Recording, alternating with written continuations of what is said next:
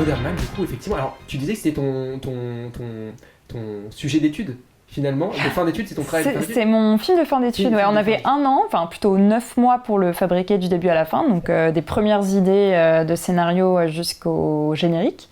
Et donc on avait du temps pour faire tout le développement visuel des personnages, des décors, etc.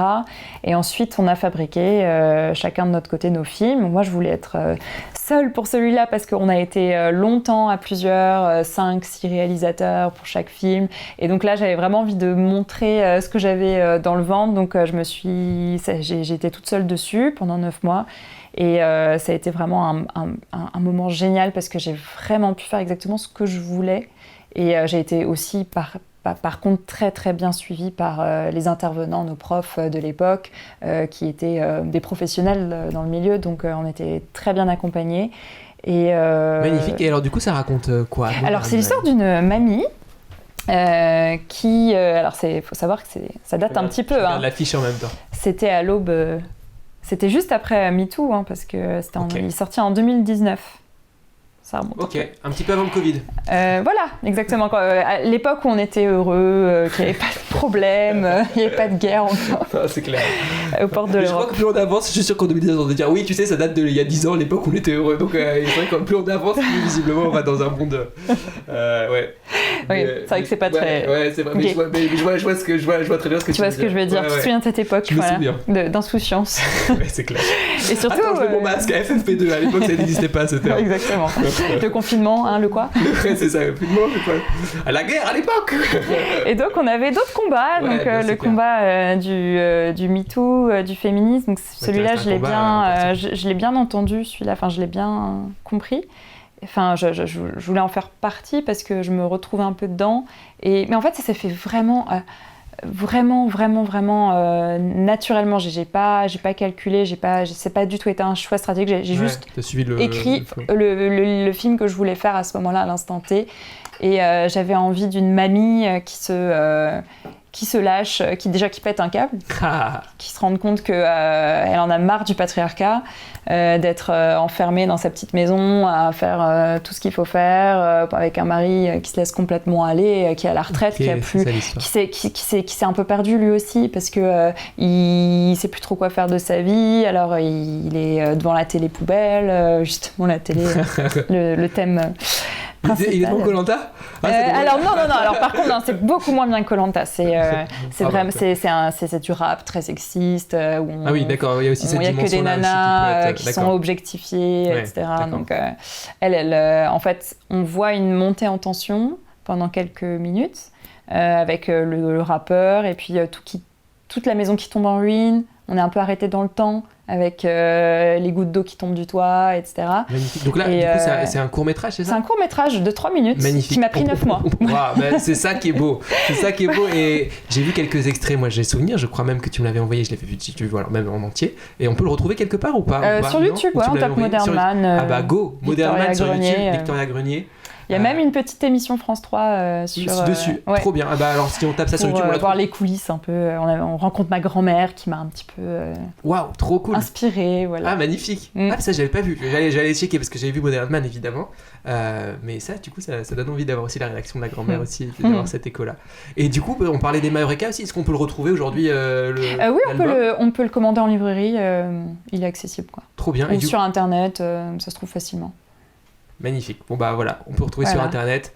Si vous avez autour de vous des enfants âgés de 9 à 13 ans qui sont ou ne sont pas passionnés de sciences, mais qui pourraient peut-être potentiellement être intéressés grâce à une BD qui est à la fois colorée, accessible, et qui parle des sciences et de super-héroïnes, et surtout de protection de l'environnement aussi, et de l'entraide entre les enfants, pour sortir de la mouise de certaines personnes, les sortir de situations d'urgence en créant des deltaplanes ou en arrêtant un incendie, grâce à la science. Et on peut même reproduire des expériences scientifiques dedans.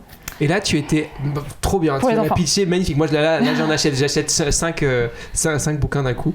Et dis-moi, d'ailleurs, tu as illustré et tu as été aussi l'autrice? Non, alors, ça n'a pas commencé comme ça. En fait, il y a de très gentilles personnes, Lily Bagage et Paul Byrne, qui sont aussi très talentueux, bien sûr, qu'on salue, et qui sont les auteurs de Emma Eureka, qui ont développé le concept, et avec qui j'ai développé, on a développé ensemble les 7 premiers épisodes qui ont donné lieu à la première BD. Magnifique. Je dis première parce que j'espère peut-être qu'un jour il y en aura une deuxième, on ne sait pas.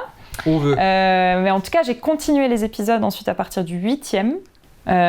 Qui sont sortis. Il faut savoir qu'ils sortent aussi dans le magazine L'Éléphant Junior. Ok. Tous les 2 mois. Pas. Qui est un magazine spécialisé dans les littérature jeunesse. Dans tout. C'est général, culture générale. Ok. Il est très chouette. J'en manque visiblement. Okay. Non, mais il y a l'éléphant classique pour les adultes et il y a l'éléphant junior pour les enfants. Trop bien. De 9 à 13 ans. Et donc Emma Eureka, à la base, elle est sortie tous les 2 mois dans ce magazine jeunesse. Et je suis très content. Alors, maintenant, on va shifter sur un autre pan. On va revenir sur ce fameux pan du dessin de presse. Parce que justement, sur cette question notamment de l'écho entre écrire un dessin, justement dessiner un dessin et écrire un dessin. Et cette dimension aussi des 2 casquettes, et je trouve que le dessin de presse, ce qui est intéressant, c'est que c'est l'éditorialisation. C'est-à-dire que là où j'imagine, alors évidemment... j'imagine selon les projets d'ailleurs la part d'auteur, parce qu'en fait en dessinant on dit beaucoup d'informations sur le déroulé de l'histoire, donc déjà on est aussi auteur à part entière de par ce prisme là. Moi je vois que le journalisme, pour avoir fait des études de journalisme, le journaliste reporter d'image, il est clairement aussi important que le reporter sur place, parce qu'en fait les images qu'on voit, elles racontent aussi ces histoires, la manière dont elles sont montées aussi, toute la chaîne en fait est importante pour finaliser, avoir cette histoire. Et il y a des éléments qu'on voit un peu moins que d'autres. Là ce qui est drôle, c'est que c'est des éléments qu'on voit mais qu'on pourrait penser qu'on n'est pas forcément auteur, et en fait moi c'est ce curseur là qui m'intéresse énormément. C'est parce que dans quelle mesure, alors dans le dessin de presse on le voit tout de suite quelque part, parce que c'est l'auteur qui souvent le fait. D'ailleurs regardons là du coup on a deux dessins de presse récents, un international et un plus local entre guillemets, en tout cas francophone. Le plus récent du coup c'est celui-ci, j'imagine. Pardon, c'est Madani, voilà. C'est celui-là, ouais. Voilà. Tiens, racontons l'histoire de ce dessin, comment on en est arrivé. Alors évidemment il est très drôle, c'est top, on reconnaît la tour Trump. Et là, du coup, l'élection de... Alors, c'est Zohan, je crois, son nom, c'est ça. Madani, je ne sais pas si je le prononce bien, c'est pour ça qu'il a été donc élu maire de New York il y a quelques mois maintenant, un mois peut-être, ou il y a quelques semaines, quelque chose comme ça. Ça date du dessin, Thibaut, en fait, parce que j'ai eu l'info avant de me coucher, non, dans la nuit, vers 3h du matin, et j'ai fait le dessin le matin même. Ah ouais, dès qu'il a été élu, et tu suivais un peu, j'imagine, l'actualité autour aussi, tout le temps, parce que déjà on en parlait, sa campagne notamment aussi de communication a fait beaucoup parler. Elle a inspiré d'ailleurs des personnes en France, des maires, notamment je pense à Rachida Dati, qui est la maire de cet arrondissement, que du coup le 7e dont on parle, qui est assez drôle, ça fait le pont, qui a entamé aussi une communication particulière sur les réseaux, parce qu'effectivement il a aussi cette question de la communication. Et c'est d'autant plus drôle. Alors, Nice View, Isn't It, c'est évidemment très drôle sur la situation, parce qu'on comprend qu'on a d'un côté un démocrate et de l'autre un républicain plus, en parlant du président américain, évidemment, Donald Trump. Et du coup, ça t'est venu tout de suite comme ça. C'est vrai qu'il est brillant ce dessin. Pardon ? Donc, si t'as raison, un mois, 4 novembre. Il y a un mois, le 4 novembre. Ah, j'ai un bon effectivement, il a été donc élu le 4 novembre. Merci Thibaut pour l'update, le fact-checking, comme on dit. Et du coup, si on revient sur ce dessin, là, retour plutôt à l'Assemblée nationale. Lequel ? Non, celui-là, c'était bien. Celui-là, oui, tout à fait. Parfait. Enfin, oui, c'est expert. Sauf si tu avais d'autres éléments que tu voulais peut-être ajouter sur le précédent dessin ou pas. Il y a des choses comme ça qui... Non, parce que moi, je voyais vraiment une histoire de auteur. Ouais, c'est drôle. Mais oui, en jouant sur les perspectives. Comme quoi, c'est génial, ça rejoint exactement ça. C'est-à-dire que là, l'histoire que tu racontes, elle n'est pas tant dans les mots. Il y a Nice View, Isn't It, qui veut dire beaucoup, évidemment. Mais elle est effectivement dans la question de la perspective, finalement, dans l'angle. En fait, ce dessin-là, c'est aussi l'image. Un angle, ça veut dire beaucoup plus. Enfin, ça veut dire... Ça se répond avec l'écriture aussi. Trop bien, j'adore cette intervention. Ok, complètement. Comme quoi la tour Trump, elle peut paraître toute petite selon le point de vue. C'est vrai que tout est une question de point de vue, en fait. Ouais. Et Donald Trump devait se sentir vraiment déstabilisé et donc je voulais ressentir ce qu'il aurait pu ressentir à ce moment-là. T'as eu des retours parce que qui sait moi sur les réseaux du coup j'ai tagué moi Donald Trump. Oui j'ai vu. Donc voilà si jamais ça fait un buzz international on verra. Ah bah ça espérons-le que je préférerais que ça soit republié par l'un que par l'autre. Ouais voilà très bien. Et ben on verra. On verra voilà. Mais juste ça rejoint et là avec la deuxième image effectivement. Plus locale, française, la question que je me pose, on retrouve évidemment Sébastien Lecornu, que je crois évidemment reconnaître. Sébastien, promets-moi que tu n'abandonneras... promets-moi que tu ne m'abandonneras... Ah, c'est pas simple à dire. C'est vraiment très difficile. Que tu ne m'abandonneras pas. Ils se sont ratés sur France 24. C'est vrai ? Ah bah voilà. C'est pas facile à dire, c'est vraiment... Vas-y, dis-le toi, teste-le. Promets-moi que tu n'abandonneras... Tu ne m'abandonnes... Que tu n'abandonneras pas. Sébastien, c'est un bon jeu. Hein. Ah, ça, on va la refaire très vite, j'adore les jeux. On peut le donner dans les cours Florent comme exercice. Les chaussettes du... Voilà. Promets-moi que tu ne m'abandonneras pas, Sébastien. J'ai un peu... franchement, il l'a vraiment dit et qu'il l'a dit sans faute, bravo. Voilà, il a rajouté « c'est totipotent ». Bon, c'est l'imitation qui est catastrophique et qui est une imitation d'une imitation. On aime ça ici, les imitations. Et effectivement, il a l'air de se les geler, là, Macron, dans l'eau, avec le macronique, pas mal, qui coule. Là, du coup, sur ce dessin, justement, cette idée de raconter l'histoire que tu racontes, quelque part aussi, c'est un vrai point de vue sur aussi l'actualité, c'est de l'éditorialisation aussi, il y a une écriture. Et ma question que j'ai envie de te poser, c'est globalement, quand il s'agit, que ce soit d'ailleurs le dessin de presse ou même la BD, etc.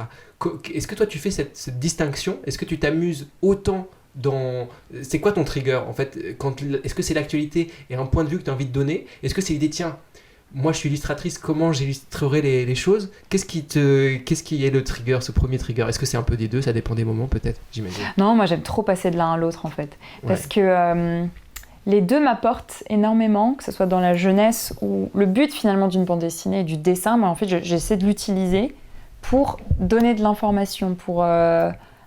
apprendre des choses. Déjà, moi, j'apprends pas mal de choses à l'Assemblée et dans l'actualité en la suivant régulièrement.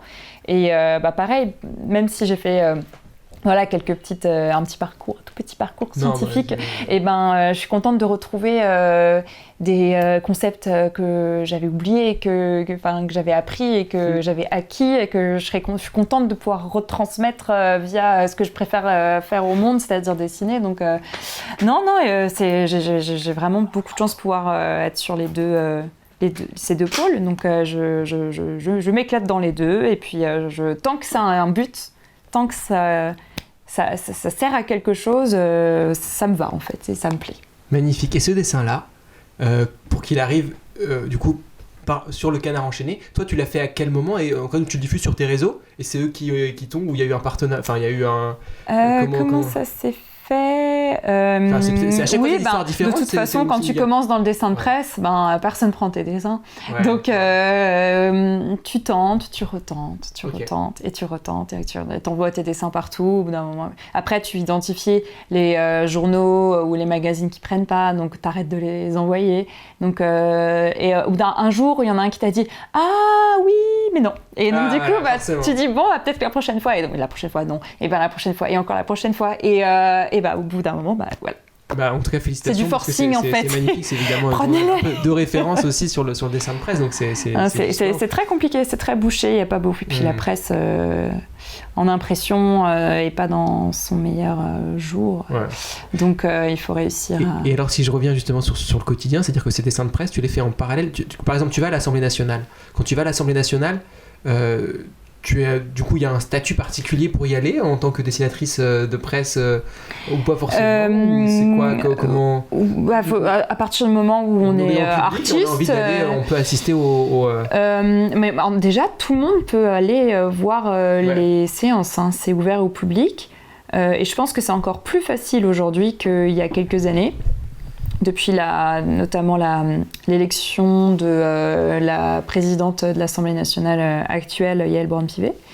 Elle a été vraiment dans une démarche d'ouverture de l'Assemblée nationale au maximum aux citoyens. Donc, je pense qu'il n'y a même plus besoin de passer par son député pour y aller, quoi. Donc, voilà. Il faut savoir que tout le monde peut y aller. Donc, si j'ai envie de faire mon croquis à moi qui ne suis pas du tout dessinateur, je peux... Il faut juste s'inscrire. Je ne sais pas exactement. Je ne connais pas exactement les démarches. Le process, ok. Mais en tout cas, moi, c'était plutôt dans le cadre artiste, parce qu'à ce moment-là, à partir du moment où je me suis dit, tiens, j'irais bien dessiner, parce qu'à ce moment-là, je dessinais dans les procès. Donc, je me suis dit, tiens, ce serait intéressant d'aller voir à l'Assemblée nationale, je me demande si c'est possible, machin et tout. Et à ce moment-là, on a rencontré quelqu'un qui bossait là-bas. Donc, on a posé on a rencontré, je disais, moi et mon mari. Et donc, on a posé la question, tiens, ça serait intéressant aussi d'aller dessiner là-bas. Et en fait, c'était pile au moment où la présidente de l'Assemblée nationale a créé ce fameux pass accréditation artiste. Artiste, magnifique. Qui permet à certains artistes de rentrer. C'est magnifique parce que moi je vois tes dessins évidemment sur les réseaux. C'est Victorina Grenier, on peut retrouver ton Instagram, je crois. Oui. Et effectivement, à chaque fois j'adore parce que j'ai un point de vue différent et ça me permet de suivre aussi l'actu. Il y a Hugo Décrypte et il y a Victorina Grenier d'une certaine manière. Comme quoi, ça c'est sympa, ça me fait plaisir la comparaison. Quand on est dans le flow et qu'on n'a pas le temps de voir l'actualité, en vrai, du coup ça passe. C'est vrai. Mon feed. C'est vrai qu'il y avait ça. Faut que j'ai clairement, il y a un truc que j'ai pas trop suivi et comme en ce moment c'est un petit peu tout se passe à l'Assemblée nationale, c'est le cœur du réacteur. Tu dessines un petit peu. C'était tout à fait le but, c'était de faire des comptes rendus de 2 heures de séance de questions gouvernement que j'ai fait du début à la fin et que je voulais en ressortir vraiment quelque chose qui peut résumer rapidement en un coup d'œil les séances. Donc merci Laïs, ça me fait plaisir parce que au moins je sais que ça a pu apporter quelque chose à quelqu'un. Voilà. Je te le confirme et plus que jamais parce que l'exercice de résumer tout en un dessin, justement, on dit souvent un dessin vaut mieux qu'un long discours, mais faire la transition, je suis même sûr qu'à mon avis, si on demande à ChatGPT de le faire, ça serait catastrophique. Donc bravo aussi pour cette vue et cette vision aussi. Après, il y a beaucoup de médias qui le font très bien, hein, mais c'est vrai que le dessin, c'est une autre manière de voir les choses. C'est ma manière de dessiner, donc c'est un angle particulier qui permet de aussi... Et puis c'est un angle un peu ingénu qui n'est pas trop du milieu, donc forcément c'est un peu différent. Ça sort du cadre. Et en parlant de choses un peu différentes, ma troisième grande question, quelque part, après t'avoir posé la question de l'auteur et de ton quotidien, est-ce que ça t'est déjà arrivé d'être dans un moment justement... un peu qui sort du temps, si tu devais dire 3 anecdotes sur ton métier ou une anecdote ou un truc, soit un truc drôle, soit un truc où tu t'es retrouvé dans une situation où tu te dis non, no way. C'est arrivé récemment ou pas récemment d'ailleurs dans ton parcours? Quelque chose que je voulais absolument pas faire? Soit un truc, alors pourquoi pas, non, ça peut aller dans ce sens-là, ou même un truc où tu t'es retrouvé dans un endroit et tu te dis waouh, j'y crois pas, déjà rien que déjà se retrouver à l'Assemblée nationale, ça peut être un truc, mais un moment anecdotique comme ça que tu dis, où ça t'arrive de discuter peut-être avec des amis parfois, et tu leur dis, tu sais c'est pas ce qui m'arrive aujourd'hui, et tu le retiens, genre ça me rappelle la fois, si tu dis la fois où il s'est passé un truc drôle. Dans ce sens-là, tu vois, dans ton métier. Est-ce que tu penses qu'il y a un truc qui te vient comme ça? Ou pas? Sinon, peut-être pas. Hein, mais... mais il y en a forcément, c'est juste que là, tout de suite... Ouais. Si ça me revient, je te dirai. Tu me diras. Top. Et enfin, Thibaut a une question pour toi. Vas-y. Je voulais savoir à quel point l'aspect politique, enfin, en tout cas tes opinions, peuvent rentrer en compte dans les dessins. Alors Thibaut veut savoir à quel point, parce que comme ça je vais m'assurer qu'on... En tout cas, de quelle manière, parce que j'imagine on a tous nos idées. De quelle manière, parce que chacun a ses idées, voilà. Quel que soit, ouais. Vas-y, je fais la traduction. Et à quel point tu incorpores ce que tu peux penser dans tes dessins, et surtout est-ce que tu fais correspondre aux journaux que tu vises? Par rapport à la ligne éditoriale. Pardon, là, je te laisse... Comme ça, je repose bien la question pour que tout le monde l'ait. Oui. C'est la question, effectivement, de la ligne éditoriale de tes dessins. Est-ce que toi-même... est-ce que c'est compliqué parfois est-ce que toi-même, c'est quelque chose d'assumer une ligne éditoriale particulière? C'est ça, cette question-là? Oui, est-ce que toi, tu incorpores aussi ce que tu penses et tes avis politiques dans tes dessins? Et est-ce que tu incorpores tes avis politiques dans les dessins? Je refais la transition. Voilà. Et dans un deuxième temps, est-ce que tu dois faire correspondre aussi, ou en tout cas tu essaies de faire correspondre, ou dans quelle mesure tu essaies de faire correspondre? Dans quelle mesure tu essaies de faire correspondre? Peut-être que vous l'entendez, hein, d'ailleurs, si le micro fonctionne. Au journal que tu vises. Déjà, j'essaie de choisir des journaux qui sont en rapport avec mes valeurs, pour pas faire trop d'écart avec ma vision des choses. Non, forcément, ce que je dessine, j'espère en tout cas, est en raccord avec ce que je pense. N'hésitez pas dans le chat aussi si vous avez des questions, je vous lis. Voilà, pardon, excuse-moi. Non, c'est une bonne question, mais je crois que j'ai jamais fait trop d'impair avec ce que j'avais en tête pour faire plaisir à un journal ou non.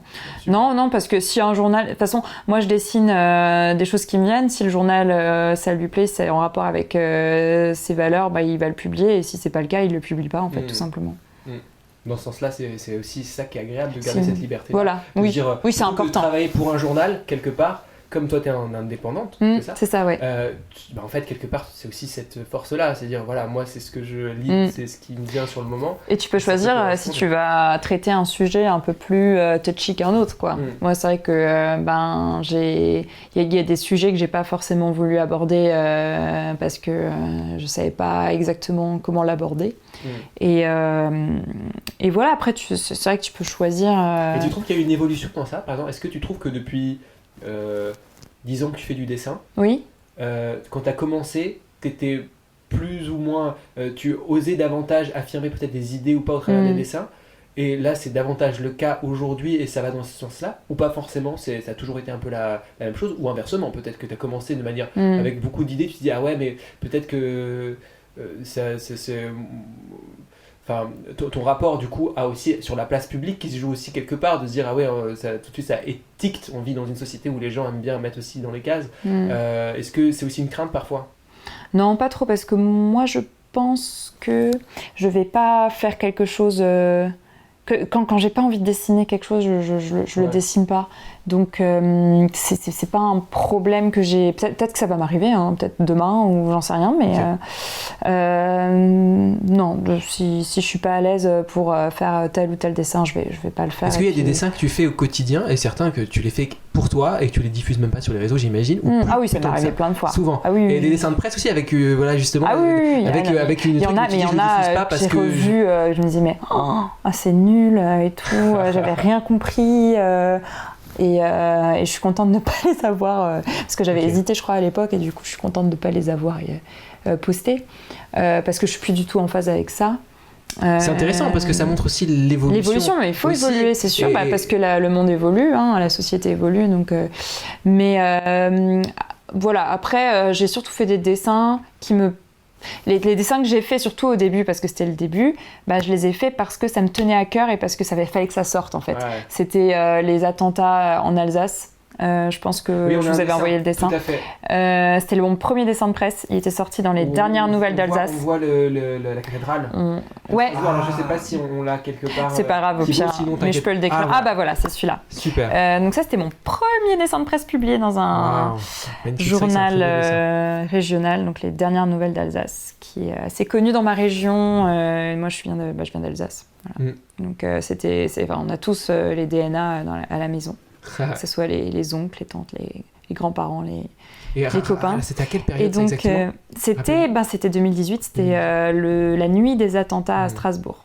Alors, j'avais rien fait, je crois que j'avais rien fait pour les attentats à Paris parce que déjà, je venais d'arriver à Paris et en école d'animation, donc je n'étais pas encore cette idée complètement voilà, exactement. C'était vraiment le tout début et en plus je pense que j'ai été tellement choquée et tellement déprimée comme tout le monde que je pense que j'ai même pas eu le courage de faire quoi que ce soit tellement c'était violent. Mais quand ça a touché ma ville, ça m'a vraiment réveillée pour le coup et donc j'ai dessiné toute la nuit et tout en regardant BFM TV en pleurant quoi. Et donc voilà, c'est ce dessin là qui est sorti. Je l'ai envoyé au DNA et ils l'ont publié le lendemain, je crois. Il est très beau. Et ce qui m'a fait ce qui m'a beaucoup touchée, c'est que je l'ai retrouvé dans les marchés de Noël de ma ville à Strasbourg, dans les stands et tout. C'est beau. Et je l'ai retrouvé et je l'ai vu en regardant France 2. Il y avait des moments où il y avait des plans où ils filmaient mon dessin dans les stands. Magnifique. Et tout. Et donc j'étais en larmes quand j'ai vu ça. Je me disais c'est pas possible et tout. Il y a tellement d'humanité et j'ai réussi à passer un petit message de cohésion autour de notre ville et Et ouais, c'était hyper émouvant et je suis retournée voir les stands quelques semaines plus tard parce que c'était en période de Noël, exactement comme en ce moment. Le marché de Noël est en ce moment à Strasbourg. Et donc je suis retournée voir les stands où j'avais vu mon dessin passer à la télé. Et donc voilà, ce dessin a été vraiment le premier d'une longue liste. Et voilà, j'ai continué à... Ça m'a donné beaucoup de courage pour continuer dans le dessin de presse en tout cas. Bah, comment la manière dont tu en parles, c'est très beau. Il se passe un truc, en tout cas, je le ressens. Et c'est vrai, je comprends aussi cet attachement aussi, et le symbole aussi de la cathédrale qui est aussi très fort. La cathédrale, c'est à la fois aussi un rapport qu'on peut avoir à l'être, aux êtres, de manière générale, aux êtres humains. Donc je la compare beaucoup à la Tour Eiffel à Paris, parce qu'on est aussi attaché à notre cathédrale à Strasbourg qu'on l'est parisien à la Tour Eiffel. Et récemment, moi, c'est ma première, j'ai été là cet été à Chartres. Oui. J'ai vu à quel point la force d'une cathédrale, on va parler architecture dans un instant, j'en ai parlé à Thibaut qui fait comme ça, j'en ai parlé à quel point, et c'est vrai qu'on en parle souvent, moi depuis qu'on est petit, la cathédrale de Chartres, il faut y aller, machin, c'est ma mère qui m'y a poussé, et je dois dire que allez à Chartres, allez-y aussi avec conscience du lieu, de la capacité de... Je suis jamais allée. Ah ben go. Franchement, trouve le bon moment. Et c'est pas loin de Paris. Moi, j'y étais depuis la Bretagne, ma Bretagne natale, d'une certaine manière. Thibaut, tu as... Ouais, mes parents habitent pas loin. C'est magnifique. Et Chartres, c'est magnifique, nous dit Thibaut. Et surtout le soir, alors c'est peut-être l'été, il y a tout un jeu de lumière et d'animation dans toute la ville. L'été, dans toute la ville, il y a effectivement... je confirme, j'y étais le 21 aût exactement, anniversaire de ma maman, que je salue, qui est sûrement devant. Et effectivement, c'était juste très beau, aussi par la simplicité des moments et la beauté du lieu. On retrouve comme à Strasbourg, d'ailleurs, il y a des parallèles. J'ai eu cette même sensation avec la cathédrale de Strasbourg, qui est assez très impressionnante, avec une espèce de musique, il y a un écho spécial quand on est sur l'esplanade, pareil quand on est devant, il y a quelque chose, et quand on rentre aussi dans cette cathédrale, il y a aussi quelque chose, même en termes de ressenti, on ressent tellement de choses en bas de la cathédrale. Il y avait un avant, un après, en tout cas. Alors Strasbourg, j'y ai jamais été à l'intérieur, j'ai été sur le toit. Ah oui. Ouais, j'ai été une fois à Strasbourg. C'est vrai qu'il y a 2 queues, il y a la queue pour aller. Voilà. Je l'ai faite il y a pas longtemps encore avec des amis qui découvraient Paris. Je crois que j'ai vu sur les réseaux. Je crois que j'ai dû voir, t'as dû poster à un moment donné une photo ou quoi. Oui, c'est vrai. C'est vrai. Non, mais c'est trop beau. Et puis, c'est aussi les siècles. Elle a un millénaire, cette cathédrale. Moi, je crois que c'est une des plus vieilles. Ouais, c'est une des plus vieilles, ouais. Et ça a été le monument le plus haut pendant des siècles. Ouais. Jusqu'en 1800 et quelques, mais pendant des centaines. Elle est reconnaissable aussi par sa couleur un peu ocre, bien particulière. Et puis, il devait y avoir 2 tours, et en fait, ils en ont fait qu'une, et c'est ça qui lui donne cette particularité. Et ben magnifique, et c'est bien parce que ça nous lance déjà sur la prochaine séquence d'une certaine manière, puisqu'on va parler dans un instant, vous savez, des 8 arts, parce qu'on parle d'Universal Ace.